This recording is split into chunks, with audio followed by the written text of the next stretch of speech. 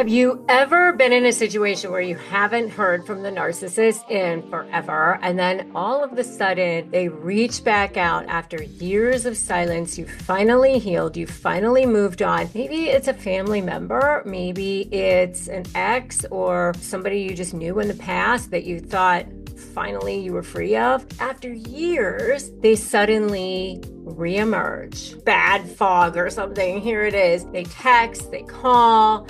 They leave a sweet little voicemail that says, I just want to reconcile. I just want to talk, or I want to reestablish some kind of a relationship. Your stomach drops, your mind races. Why now? What's going on?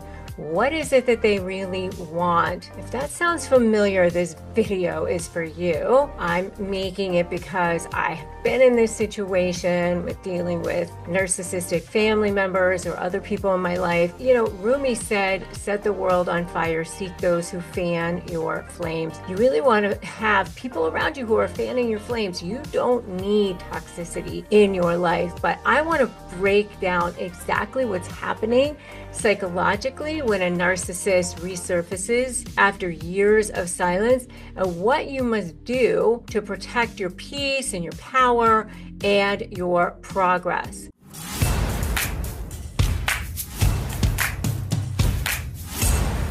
Let me tell you a story without names because it's not about the people, it's about the pattern. And even though I'm the leverage lawyer and I've written many books on how to negotiate with a narcissist and all of that, I want to tell you that, I'm not immune from dealing with these people in my life. So it's important that you understand that you're never going to get to a point where there's no toxic people left in your life. I can't ever tell you that. But what I can give you are tools on how to deal with it, communicate with them or not communicate with them. Years ago, my husband and I had a family member who we chose to distance ourselves from for many years. Out of the blue, this person decided to resurface into our lives. There had been a long, complicated history, and one that included, as they do, manipulation, triangulation,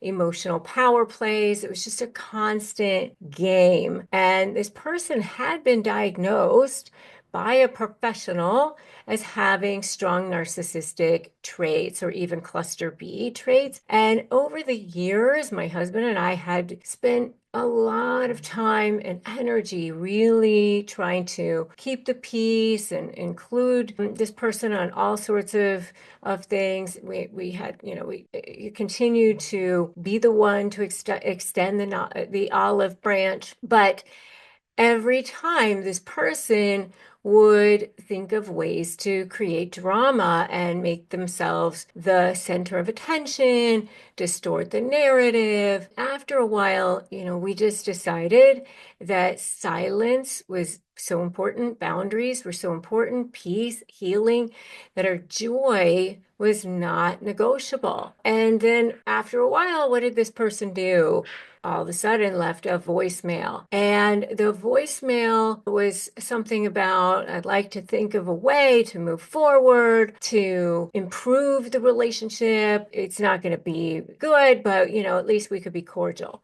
That's what the person said. And then when we didn't respond, they came back with, I apologize to you both. Let's find a path to reconcile. Okay, that seems like an improvement, an apology. But here's the thing. Here's the first red flag. No specifics to that apology. No ownership, no real remorse, no accountability, no mention of what they might be sorry about or the impact that it might have caused. That's not a real apology. Okay, that's what I call a faux apology. And it might sound cold and it might sound harsh, but you have to understand the dynamics of what's going on.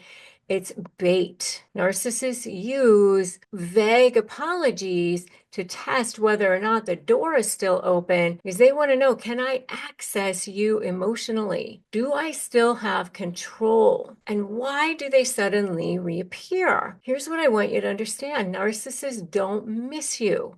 They miss their control over you. They come back when their image is threatened. They feel like they're out of the story. They're irrelevant, or they hear that you're thriving without them. Okay. So maybe they see photos of you with other people and suddenly you look happy, and that's intolerable to them.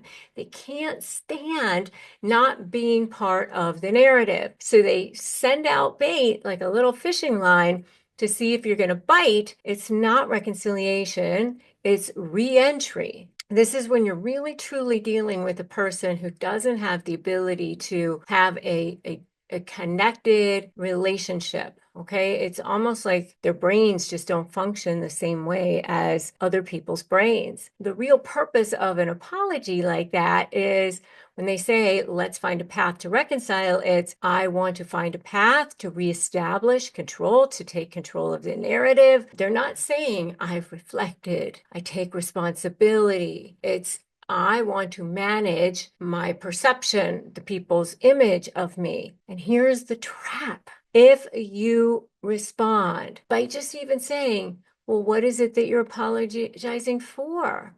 Why now? You're back in the web. Now you've given them exactly what they wanted, which is attention, emotional engagement, an opening to rewrite history. They love to use timing and triangulation. They're going to reappear right after a family event or a milestone or something where emotions are running high because they think, oh, maybe boundaries are soft now. And they might even try to use mutual connections, children, relatives, friends, colleagues, neighbors, whatever they can to try to slip back in.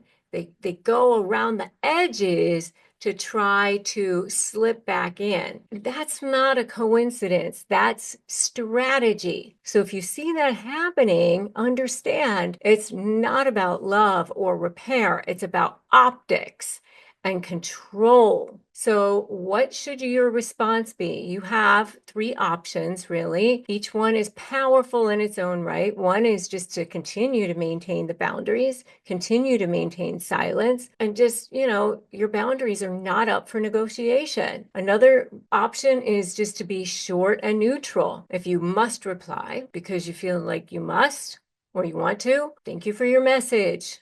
I wish you well, but I'm not open to re-engaging. You can just say things, something like, if you want to take full accountability, we could have a discussion. Until then, I'm protecting my peace. If this involves somebody else that you're close to, let's say it's a spouse or a co-parents, family or something, decide together on how to respond, because narcissists thrive on dividing, right? They want to try to divide.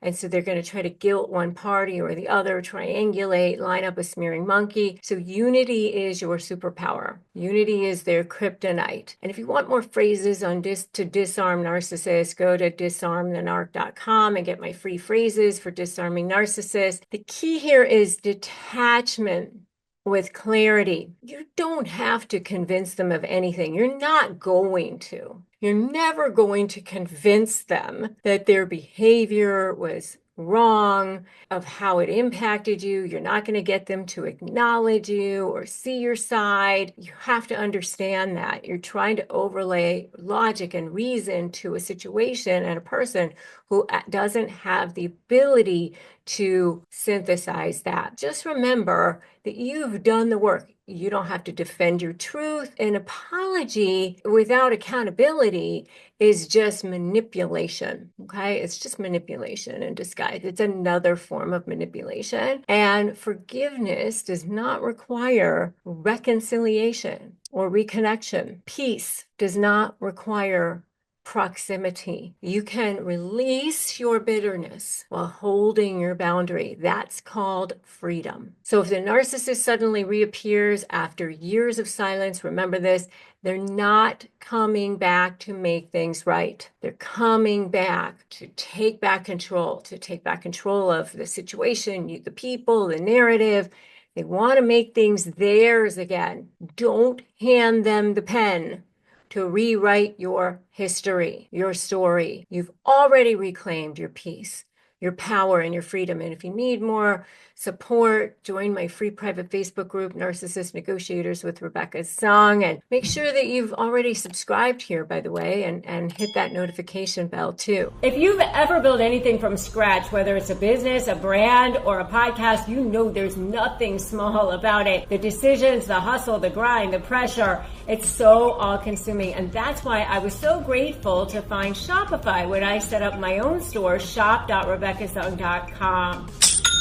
Shopify powers millions of businesses worldwide and handles 10% of all e-commerce in the U.S., from giants like Mattel and Gymshark to brands just starting out. It simplifies everything: inventory, payments, analytics, marketing, all in one place, and their built-in tools make it so easy to run email and social campaigns that keep customers coming back. If you're selling globally, Shopify can help you do that too at over 150 countries. If you're selling in person, their award-winning point of sale brings your online and retail worlds together. And with 99.9% uptime and the best converting checkout on the planet, you'll never miss a sale. Get all the big stuff for your small business right with Shopify. Sign up for your $1 a month trial and start selling at shopify.com/negotiate. That's shopify.com/negotiate. The next video I want you to watch is the Covert Passive Aggressive Narcissist, which is a video that I did, and it will help you understand this type of personality as well. And I want you to share in the comments. Have you had to deal with this? Give me a yes in the comments if you have. And did they reappear out of nowhere? What did you do? How did you stay grounded? How did you stay strong or didn't? What happened? So just know that you deserve to live a clear, confident, joyful life. Your joy is not negotiable. It's just not for anything or anyone. That's what is going on when a narcissist reappears out of nowhere. Just know that they can't change. It is what it is. You just send them light, but over there. So I will see you in the next video. Remember to like this and share this and subscribe and hit that notification bell. And remember that you are strong, you are powerful, and you got this. Today's a great day to start negotiating your best life.